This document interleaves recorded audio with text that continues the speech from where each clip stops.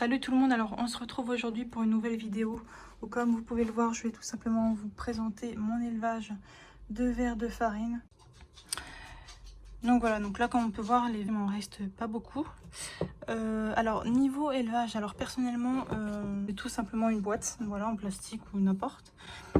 Il faut bien sûr laisser un peu d'air dessus, donc moi là j'ai retiré le couvercle, mais en principe ce que je fais, voilà, c'est que je le laisse comme ça, entrouvert. Et après, une fois que les vers se transforment en nymphes, il faut les transférer dans une autre boîte. Et à partir de là, une fois que les nymphes se transforment en ténébrions, et ben vous les mettez dans la troisième et dernière boîte avant qu'il y ait de nouveau des pontes. Voilà, donc là je vais ouvrir pour vous montrer. Donc, comme on peut voir, ils ont un peu un mélange de pain sec et de carottes que j'avais coupé en rondelles. Donc là elles sont hyper sèches, donc je vais pas tarder. D'ici quelques jours, je pense que déjà je vais rajouter un petit peu de carottes pour qu'ils puissent de nouveau s'alimenter et s'hydrater. D'ici quelques petits jours, je vais, je pense, nettoyer le bac et récupérer du coup la farine qui se trouve en dessous. Donc je vais vous montrer comment est la farine, enfin, à quelle épaisseur à peu près j'ai mis la farine. Voilà. Donc moi là j'en ai pas mis énormément. Voilà, donc là en dessous on peut voir qu'il y a vraiment de la farine partout. J'en ai pas mis énormément mais ça suffit largement. Alors je sais plus exactement tous les combien de temps il faut changer la farine, mais moi je le laisse à peu près une bonne semaine voire 2 semaines, le temps que les ténébrions puissent vraiment pondre. Alors là actuellement, comme on peut voir, j'ai pas de boîte pour les nymphes parce que j'étais partie en vacances, donc comme on peut voir, donc j'ai mis directement les nymphes, voilà, dans la boîte avec les ténébrions pour être vraiment sûre qu'elles soient déjà dans la boîte avec les ténébrions, comme ça au moins j'avais pas de souci à me faire pendant mon absence.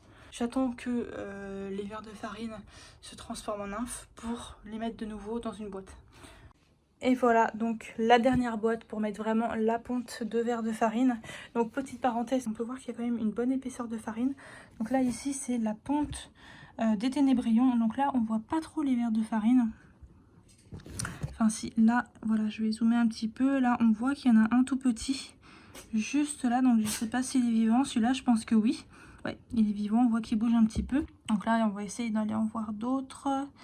Bon, ça se voit pas trop. Ouais, il y en a un vers là. Voilà, il y en a un juste ici qui bouge un petit peu. Voilà, donc là, pour l'instant, on voit que j'ai vraiment dû zoomer pour les voir. Ils sont encore petits, donc je sais plus exactement combien de temps ça va mettre pour grandir. Voilà, donc eux, pour le coup, je les ai vraiment mis dans un placard, vraiment dans l'obscurité.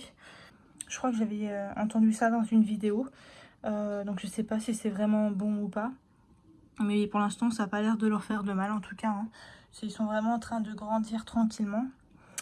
Et voilà. Donc je vous ai montré un peu les différentes étapes qu'il y a dans l'élevage de vers de farine.